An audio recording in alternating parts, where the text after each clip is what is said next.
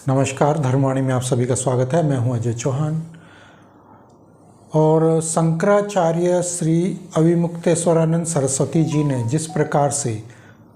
केदारनाथ मंदिर से सोने की चोरी की बात कही है, ये बात कुछ लोगों के लिए आश्चर्यचकित हो सकती वाली बात है, लेकिन ये लोगों को नहीं भूलना चाहिए कि ये चोरी कोई अभी हाल फिलहाल में नहीं हुई है, बल्कि ये चोरी करीब 1.5 वर्ष पूर्व हो चुकी है।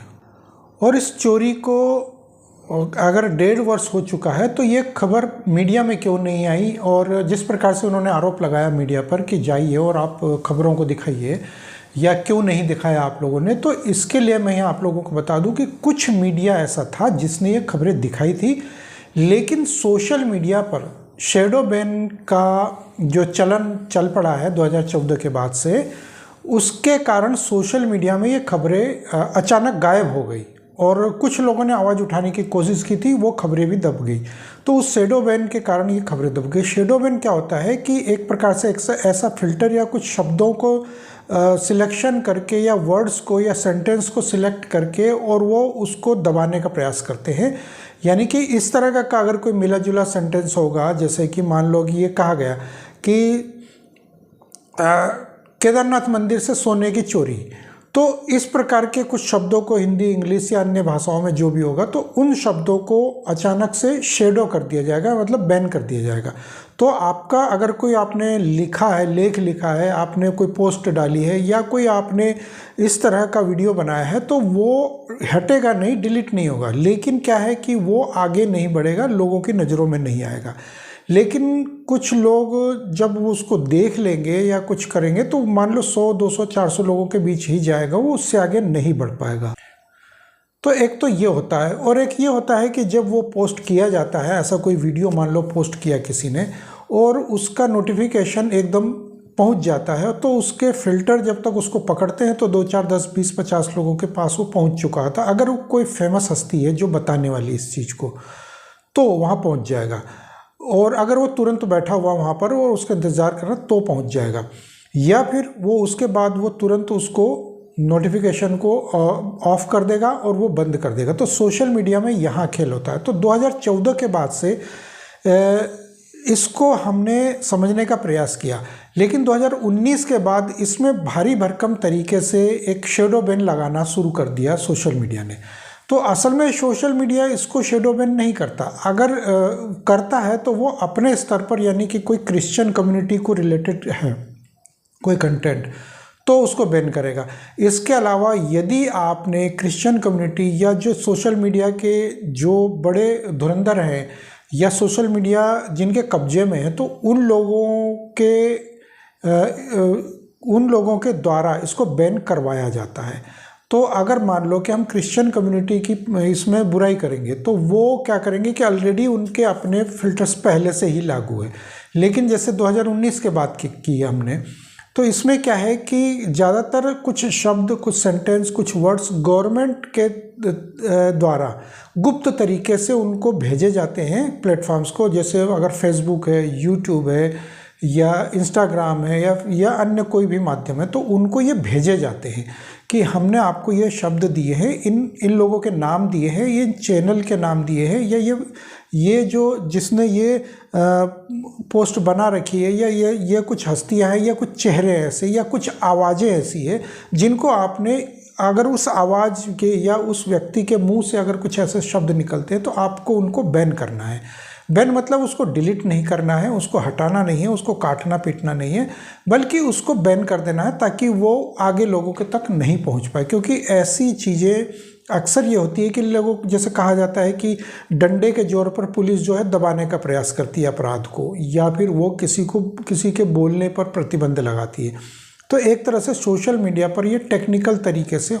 बैन लगाए जाते हैं। तो यही एक तरीका सरकारों के द्वारा किया जाता है, चाहे वो भारत सरकार हो या पाकिस्तान सरकार हो या अमेरिकन सरकार हो या कोई भी हो। तो हम अमेरिका का उदाहरण भी देख सकते हैं, इसमें ले सकते हैं, क्योंकि ट्रंप के पहले कार्यकाल में जब हुआ था कि उनके जो रिटायरमेंट के उनके चुनाव परिणाम आने के बाद का जो एक था कि वहाँ पर जो हल्ला हुआ था और उनके समर्थकों को उन्होंने कहा था कि आप पहुँचिए, और हल्ला हुआ था और काफ़ी मतलब वहाँ पर जो शोर शराबा हुआ था और कुछ मारधाड़ हुई थी, तो वो उसके बाद से सोशल मीडिया पर उनको बैन कर दिया गया। तो एक डायरेक्ट था वो बैन। अगर हम कहें कि मैंने अगर कुछ इस वीडियो में कुछ गलत सलत बोला तो गवर्नमेंट डायरेक्ट इसको बैन करेगी, लेकिन ये डायरेक्ट नहीं होता बल्कि इनडायरेक्ट तरीके से होता है। तो इस सोशल मीडिया के हर एक प्लेटफॉर्म पर सरकार अपना कब्जा जमा कर रखती है। एक तो ये होता है कि सरकारें अपना सोशल मीडिया खुद चलाती है तो अपनी मनमर्जी से चला सकती है, लेकिन यदि वो बाहर बैठी हुई कंपनियां हैं तो उनको लिखित में दिया जाता है, उनके गुप्त समझौते होते हैं या उनको कुछ बेनिफिट्स दिए जाते हैं अलग से,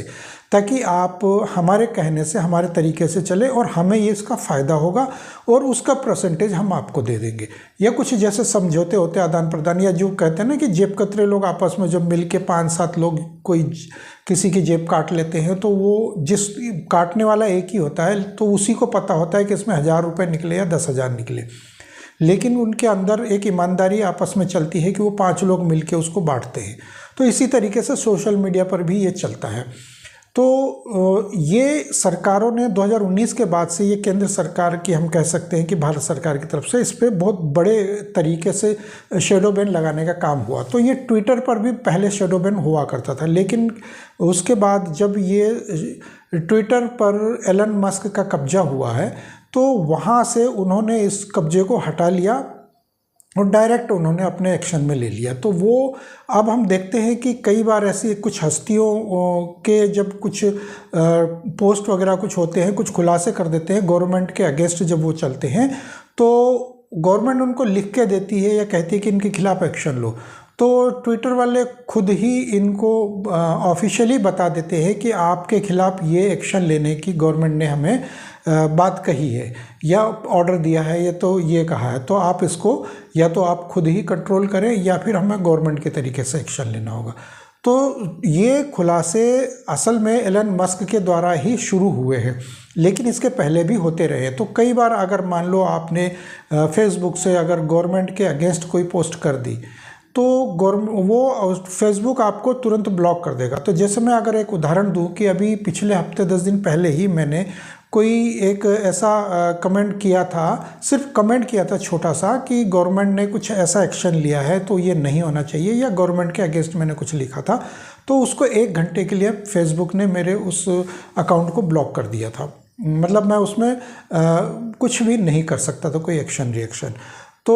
इस प्रकार से वो शेडो बैन का एक आंशिक तरीका भी होता है या फिर हमेशा के लिए होता है। तो 2 घंटे 4 घंटे के लिए, 2-4 दिन, हफ्ते 10 दिन, महीने, या फिर वो परमानेंटली उसको हटा भी देते हैं, डिलीट भी कर देते हैं। या तो आपकी वो पोस्ट हटाएंगे, वीडियो हटाएंगे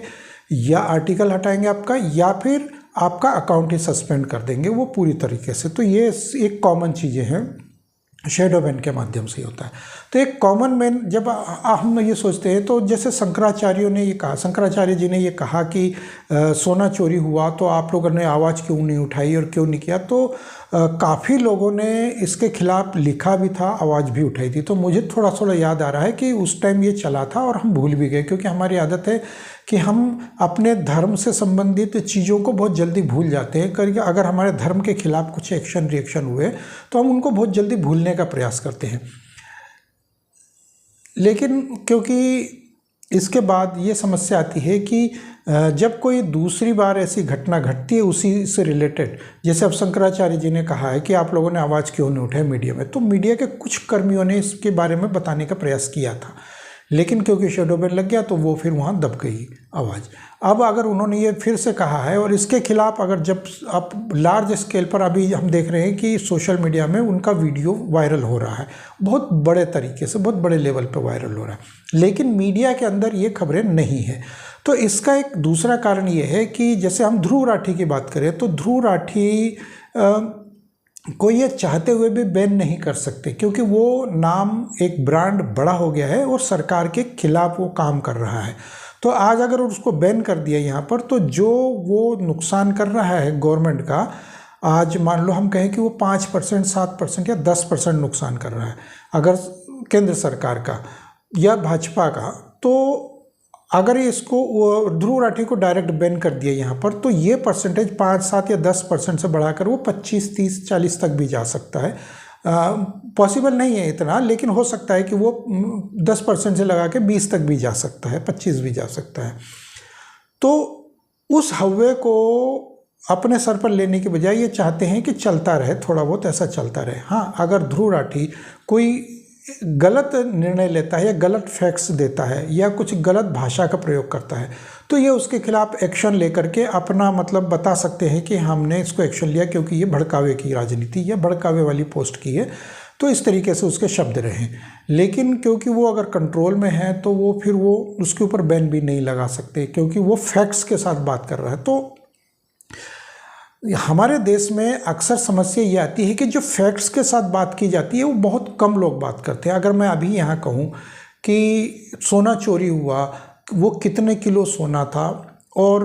उसकी कीमत क्या थी और कैसे चोरी हुआ, कब चोरी हुआ, कहाँ से चोरी हुआ, तो मेरे पास अगर वो उसके सारे फैक्ट्स हैं, तथ्य हैं, तो मैं उनको अगर प्रेजेंट करता हूँ वहाँ पर और सरकार की तरफ से दिए हुए आंकड़े हैं और उनको मैं पेश करता हूँ सारे, तो मेरे वो आंकड़े फैक्ट्स माने जाएंगे, तथ्य माने जाएंगे और कोई मेरे उन आंकड़ों को काट नहीं कर सकता। लेकिन अभी यहाँ पर अगर मैं मनगढ़ंत कह दूँ कि वो 200 किलो नहीं, 250 किलो नहीं था, वो 1000 किलो था, 500 किलो था, या फिर उसकी 2000 की कीमत थी या 10 करोड़ कीमत थी, 50 करोड़ कीमत थी, कुछ भी मैं अपना मनगढ़ंत कर दूँ, तो ये फैक्ट्स नहीं है। तो फिर वो गवर्नमेंट मेरे खिलाफ या मेरे अगेंस्ट वो एक्शन ले सकती है या फिर मेरे इस पोस्ट को वो जो है डिलीट भी करवा सकती है। तो ये सब चीज़ें गवर्नमेंट ऐसे एक्शन लेती है। लेकिन अगर आपके साथ फैक्ट्स काम करते हैं तो आप चैलेंजिंग कर सकते हैं। तो यही बात हुई कि शंकराचार्यों ने जो आवाज़ उठाई, शंकराचार्य जी ने, अविमुक्तेश्वरानंद जी ने, तो वो अचानक आवाज़ नहीं उठाई, वो आवाज़ पहले भी उठा चुके थे। लेकिन क्योंकि अब हम हिंदू स्वयं ही हिंदू धर्म के जो रक्षक हैं, जो हमारे सर्वे सर्वा है, हमारे जो पितामह जिनको हम कह सकते हैं या हमारे भगवान जिनको हम मान सकते हैं, तो उनको ही हम महत्व नहीं दे रहे हैं। उनकी बातों को क्या महत्व देंगे हम, ये समस्या हमारे साथ आती है। तो हमें चाहिए कि हम कुछ यदि आप किसी भी पार्टी से संबंधित है, किसी भी नेता की आप चाटुकारिता करते हैं, किसी भी पार्टी को आपने अपना धर्म मान लिया, इससे कोई फर्क नहीं पड़ता। लेकिन आपको अपना जो मूल धर्म है, आपका जो मूल धर्म, आपके मूल गुरु जो है, उनको आप अगर अपना आधार मानकर चलेंगे, आप उनको अगर अपना बड़ा मान करके चलेंगे, उनके अनुयायी बन करके चलेंगे और उसके आधार पर फिर आप नतीजों पर पहुंचेंगे कि हमें किस पार्टी को वोट देना चाहिए, किसको नहीं। तो ये चीज़ एक मतलब आपको बैलेंस बना कर रखेगी और आपके जो धर्म का लेखा जोखा है, जो ऊपर नीचे होता रहता है, आपके पाप और पुण्य, तो आप पुण्य नहीं कर रहे हैं, आप पाप करते जा रहे हैं। अगर आप नेता को अपना भगवान मान रहे हैं, आप राजनीतिक पार्टी को अपना धर्म मानकर चल रहे हैं, तो आपका धर्म और आपका भगवान वो दोनों ही पापी है। चाहे वो कांग्रेस हो या भाजपा हो या फिर वो समाजवादी हो, आम आदमी हो, या चाहे वो कोई भी दूध का धुला हो। बेशक मैं किसी का पर्सनल किसी के बारे में नहीं कह रहा हूँ, लेकिन एक आप मान कर चलिए कि उनसे गलतियाँ हो ही जाती है, कहीं ना कहीं हो जाती है। तो हम उनको पूरी तरह से ये नहीं कह सकते कि वो 100% भगवान है या 100% वो सनातन धर्म पर आधारित है।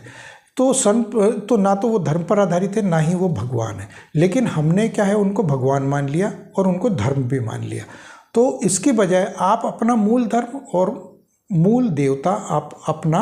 वो उन्हीं को मान करके चले जो आपके धर्म गुरु है। पोप को अगर हम माने, जैसे क्रिश्चियनिटी में आप पोप को मान करके चलते हैं, तो वो पोप के आधार पर ही वो निर्णय लेते हैं, वो उन्हीं को आधार मानते हैं और चर्च को ही अपनी राजनीति का आधार मान करके चलते हैं। तो वो आज भी हम देखें कि चाहे वो यूरोप हो, अमेरिका हो, दुनिया का कोई भी क्रिश्चियन देश हो, तो वो पोप के आधार पर ही राजनीति करता है, पोप के आधार पर ही वो नीतियाँ बनाता है और जो बाइबल पर हाथ रखकर वो कसम खाते हैं और शपथ वगैरह लेते हैं। तो उधर इस्लाम की भी अगर हम बात करें तो वो भी अपने खलीफा के आधार पर ही